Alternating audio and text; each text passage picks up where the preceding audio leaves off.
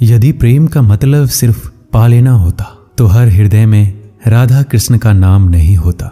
मैं ना तो तुम्हारी महंगी भेंट से प्रसन्न होता हूँ, ना दिखावटी दान दयालुता से। अगर मेरे मन को हरना है तो मुझे प्रेम से पुकारो, मैं हाजिर हो जाऊंगा। प्रेम वो नहीं जो इजहार किया जाए, प्रेम तो वो है जो महसूस किया जाए। प्रेम वो नहीं जो पाया जाए, प्रेम तो वो है जो जिया जाए। सच्चा प्रेम वो होता है जिसमें दूर रहने के बाद भी हर पल दिल में उसी इंसान का नाम हो। प्रेमी का सबसे बड़ा सहारा उसका प्रेम ही होता है। जिस प्रेम में प्रमाण देना पड़े वह प्रेम नहीं है। प्रेम को प्रमाण की नहीं, समझने की जरूरत होती है। जिससे प्रेम करते हो उसे समझने की कोशिश करो।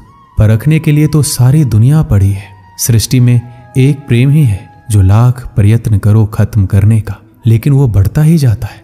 प्रेम अगर सच्चा होगा तो वो आपकी परीक्षा नहीं प्रतीक्षा करेगा। जिस पर राधा को गुमान है यही वही कृष्ण है जो राधा के दिल हर जगह विराजमान है। समय देखकर नहीं, समय देकर प्रेम करना सीखो। जहां आपकी कोई कीमत नहीं है वहां पर रुकना अनुचित है, चाहे वो किसी का घर हो या किसी का दिल। प्रेम में कोई वियोग नहीं होता। प्रेम ही अंतिम योग है, अंतिम मिलन है। दिल से जो दिया जा सकता है वो हाथ से नहीं, और मौन से जो कहा जा सकता है वो शब्द से नहीं। अपने कभी छोड़कर नहीं जाते, और जो चले जाए वो अपने नहीं होते।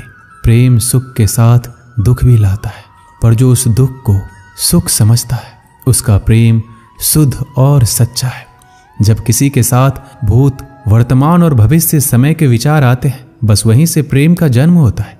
किसी से प्रेम करने की कोई वजह नहीं होती। प्रेम तो सिर्फ प्रेम है। यदि वजह है तो वो प्रेम नहीं, पसंद है। जो मनुष्य से प्रेम नहीं कर सकता वह परमात्मा से कभी प्रेम नहीं कर सकता। सब कुछ झूठा हो सकता है मगर प्रेम में बहाए आंसू नहीं। प्रेम और आस्था दोनों पर किसी का जोर नहीं। ये मन जहां लग जाए वहीं ईश्वर नजर आता है। प्रेम में दर्द हर एक को मिलता है, बस जो सह जाता है वो प्रेम निभा जाता है। मुक्ति की इच्छा का अंत हो जाना ही मुक्ति है, और प्रेम की तलाश का अंत हो जाना ही प्रेम है। हर एक चीज तब तक सुंदर है जब तक आप उसे प्रेम करते हैं। कभी कभी उनसे भी दूर होना पड़ता है जिनके साथ हम पूरी जिंदगी गुजारना चाहते हैं। जिंदगी में सच्चे प्रेम का मतलब सिर्फ वही जानता है जिसने कभी सच्चा प्रेम करके खो दिया हो। प्रेम तो आखिर प्रेम है, आज नहीं तो कल जरूर होगा। प्रेम में स्वतंत्रता दी जाती है, अधिकार नहीं पाया जाता। प्रेम का अर्थ है कि सभी सुख दुख और मोह से परे रहना। शादी करने के बाद किसी और से प्रेम करना गलत है, तो प्रेम होने के बाद किसी और से शादी करना भी गलत है। अहंकार करने पर इंसान की प्रतिष्ठा, वंश, वैभव तीनों ही चले जाते हैं। विश्वास ना हो तो रावण, कौरव और कंस का अंत देख लो। मुश्किल वक्त हमारे लिए आईने की तरह होता है जो हमारी क्षमताओं का सही आभास हमें कराता है। सभी प्रकार के हथियारों में समय ही सर्वोपरि है, क्योंकि समय सब कुछ मार देता है। किसी दूसरे के जीवन के साथ पूर्ण रूप से जीने से अच्छा है कि हम अपने स्वयं के भाग्य के अनुसार अपूर्ण जिए। परिवर्तन ही इस संपूर्ण संसार का नियम है। इसलिए व्यक्ति को कभी अपने वर्तमान पर घमंड नहीं करना चाहिए। अपने काम पर अपना दिल लगाओ, लेकिन इसके इनाम पर कभी नहीं। इस संसार में देखने के लिए बहुत सारे खूबसूरत स्थान हैं, पर सबसे खूबसूरत जगह है बंद आंखों से अपने भीतर देखना। प्रेम का अर्थ विवाह करना नहीं होता, बल्कि पूरी निष्ठा के साथ समर्पण करना होता है। व्यक्ति को अपने आप को सदैव ईश्वर को समर्पित कर देना चाहिए, तभी वह दुखों, चिंता और परेशानियों से मुक्त रह सकता है। माफ करना और शांत रहना सीखिए, वो एक ऐसी ताकत बन जाएगी कि पहाड़ भी रास्ता देंगे। व्यक्ति को अपने इंद्रियों को वश में रखने के लिए बुद्धि और मन को नियंत्रित रखना होगा। जो होने वाला है वो होकर ही रहता है, और जो नहीं होने वाला वह कभी नहीं होता।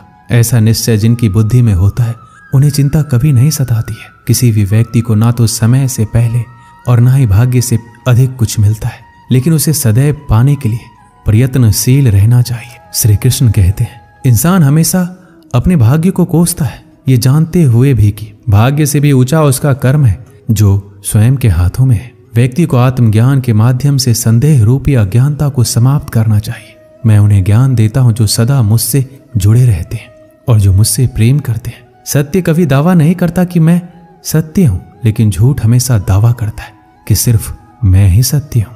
परिवर्तन संसार का नियम है। समय के साथ संसार से हर चीज परिवर्तन के नियम का पालन करती है। हालांकि मैं भूत, भविष्य और वर्तमान काल के तीनों जीवों को जानता हूं, लेकिन मुझे वास्तव में कोई नहीं जानता है। संयम, सदाचार, स्नेह एवं सेवा ये गुण भली भांति संगत के बिना नहीं आते। जिस प्रकार से प्राकृतिक मौसम में बदलाव आता है, ठीक उसी प्रकार से जीवन में भी सुख दुख आता रहता है। वह कभी अस्थायी नहीं रहते हैं। इस जीवन में ना कुछ खोता है ना व्यर्थ होता है। जो लोग परमात्मा को पाना चाहते हैं वह ब्रह्मचर्य का पालन करते हैं। भगवान श्री कृष्ण कहते हैं, मैं इस संसार का सुगंध हूँ, अग्नि की उष्मा हूँ और समस्त जीवित प्राणियों का आत्म संयम हूँ। मन में कभी डर पैदा मत होने दो। वो वास्तविक नहीं है। वो ना तो कभी था ना कभी होगा। इसके विपरीत जो वास्तविक है वह हमेशा से था और उसे ना तो बदला जा सकता है ना कभी नष्ट किया जा सकता है। गीता में उन लोगों के लिए संदेश दिया गया है जो लोग अपने मन को काबू में नहीं रखते। ऐसे लोगों का मन इधर उधर भटकता रहता है और उनके लिए वह शत्रु के समान काम करता है। मन व्यक्ति के मस्तिष्क पर भी गहरा प्रभाव डालता है। जब व्यक्ति का मन सही होता है तो उसका मस्तिष्क भी सही तरीके से काम करता है। इसलिए अपने मन को हमेशा काबू में रखिए। श्रीमद् भागवत गीता में श्री कृष्ण ने उपदेश दिया है कि हर मनुष्य को खुद पर पूरा भरोसा रखना चाहिए, क्योंकि जो लोग खुद पर भरोसा करते हैं वो निश्चय ही सफलता हासिल करते हैं। वह इंसान जैसा विश्वास करता है वो वैसा ही बन जाता है। श्री कृष्ण कहते हैं, जो लोग दूसरों की भलाई पर ध्यान नहीं देते, सिर्फ अपना मतलब साधने में लगे रहते, उन लोगों का कभी भला नहीं होता। आपको बता दें कि इंसान का स्वार्थ उसे अन्य लोगों से दूर ले जाकर नकारात्मक हालातों की तरफ धकेलता है, जिसके चलते व्यक्ति अकेला रह जाता है। वहीं गीता में यह भी कहा गया है कि स्वार्थ शीशे में फैली धूल की तरह है, जिसकी वजह से व्यक्ति अपना प्रतिबिंब ही नहीं देख पाता। वहीं अगर आप चाहते हैं कि आप भी अपना जीवन खुशीपूर्वक व्यतीत करें तो इसके लिए ये जरूरी है कि आप अपने स्वार्थ को कभी अपने पास नहीं आने दें, क्योंकि स्वार्थी मनुष्य दोस्ती भी सिर्फ अपना स्वार्थ निकालने के लिए करते हैं। जीवन में कभी किसी से अपनी तुलना मत करना। आप जैसे हैं सर्वश्रेष्ठ हैं। यहाँ कोई किसी का नहीं, सबको मतलब की बीमारी है। समय नहीं रुकता। यदि आज बुरा चल रहा है तो कल अवश्य अच्छा आएगा। आप केवल निस्वार्थ भाव से कर्म कीजिए और वही आपके हाथ में है। परेशानी आए तो ईमानदार रहे, धन आए तो सरल रहे, अधिकार मिले तो विनम्र रहे और क्रोध आने पर शांत रहे। यही जीवन का प्रबंधन कहलाता है। किसी दूसरे को कष्ट देकर हासिल किए गए सुख की उम्र बहुत छोटी होती है। जीवन में खुद की बुराइयां सुनना भी बेहद जरूरी है, क्योंकि रोज तारीफ ही सुनोगे तो कभी आगे नहीं बढ़ोगे। अच्छे कर्म करने के बावजूद भी लोग केवल आपकी बुराइयां ही याद रखेंगे। इसलिए लोग क्या कहते हैं इस पर ध्यान मत दो, अपने कार्य करते रहो। संसार जरूरत के नियम पर चलता है। सर्दियों में जिस सूरज का इंतजार होता है उसी सूरज का गर्मियों में तिरस्कार भी होता है। अतः आपकी कीमत तब होगी जब आपकी जरूरत होगी। अभिमान को आने मत दो और स्वाभिमान को जाने मत दो। अभिमान तुम्हें उठने नहीं देगा और स्वाभिमान तुम्हें कभी गिरने नहीं देगा। कर्म में विश्वास रखो। आपको अपनी अपेक्षाओं से सदैव अधिक मिलेगा। मांगना नहीं, कमाना सीखो। फिर चाहे इज्जत हो या दौलत, सोच का ही तो फर्क होता है। वरना समस्याएं आपको कमजोर करने के लिए नहीं बल्कि मजबूत बनाने के लिए आती है। जिस दिन आप अपनी हंसी के मालिक खुद बन जाओगे तब आपको कोई भी रुला नहीं सकता। अगर कोई आपसे मांगे तो दे दिया करो, क्योंकि भगवान ने आपको देने वालों में रखा है, मांगने वालों में नहीं।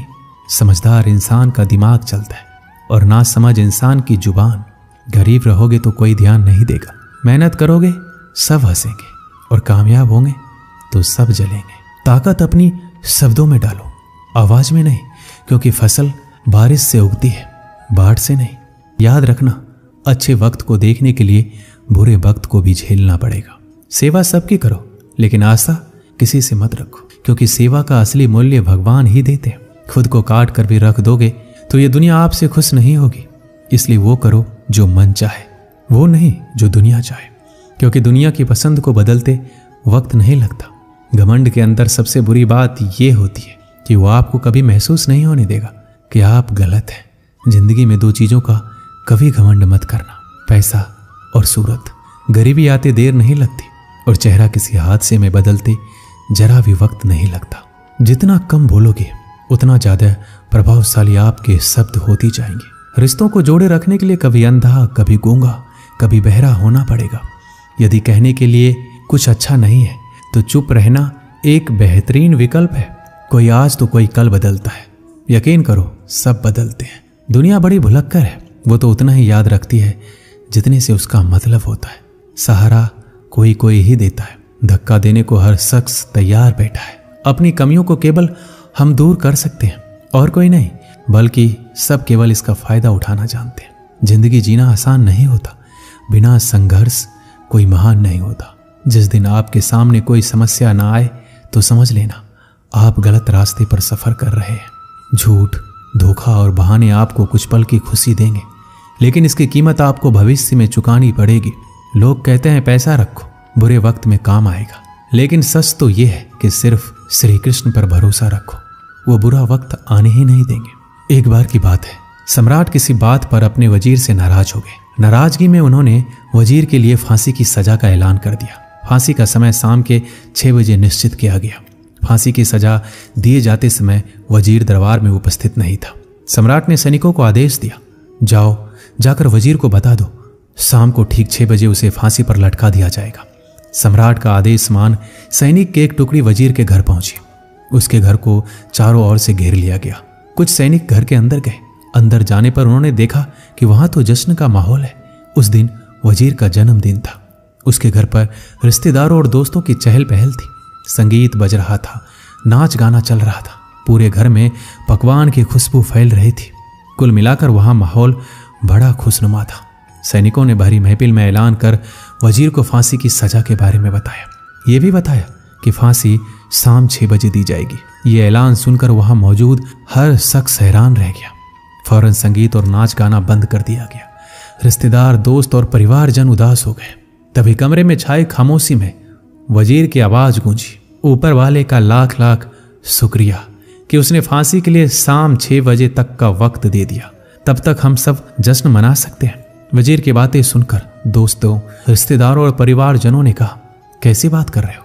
फांसी की सजा सुनाई गई है और तुम जश्न मनाना चाहते हो? वजीर ने किसी तरह सबको समझाया और जश्न फिर से शुरू करवाया। दोस्त उदास थे, लेकिन वजीर की खुशी के लिए जश्न में शामिल हो गए। ये खबर सैनिकों द्वारा सम्राट तक पहुंच गई। सम्राट पूरा माजरा जानने के लिए वजीर के घर पहुंच गया। वहां पहुंचकर जब उसने सबको जश्न मनाते हुए देखा तो वह भी दंग रह गया। उसने वजीर से कहा, तुम पागल हो गए हो क्या? शाम 6 बजे तुम्हें फांसी पर लटका दिया जाएगा और तुम जश्न मना रहे हो? वजीर बड़े ही अदब से बोला, हुजूर, आपको बहुत बहुत शुक्रिया कि आपने फांसी का वक्त शाम 6 बजे निश्चित किया है। इस तरह मुझे शाम 6 बजे तक का वक्त मिल सका। यदि आप मुझे ये वक्त ना देते तो मैं अपने परिवार, दोस्तों और रिश्तेदारों के साथ जश्न कैसे मना पाता? फांसी पर लटकने से पहले मेरे पास शाम तक का वक्त है, तो ये मैं जाया क्यों करूं? मेरे पास जितना भी वक्त है उसे मैं खुशी खुशी गुजारना चाहता हूं। ये बात सुनकर राजा ने वजीर को गले लगा लिया और कहा, जिस इंसान को वक्त की कदर है, जो जिंदगी का हर लम्हा खुशी खुशी गुजारना चाहता है, उसे मौत कैसे दी जा सकती है?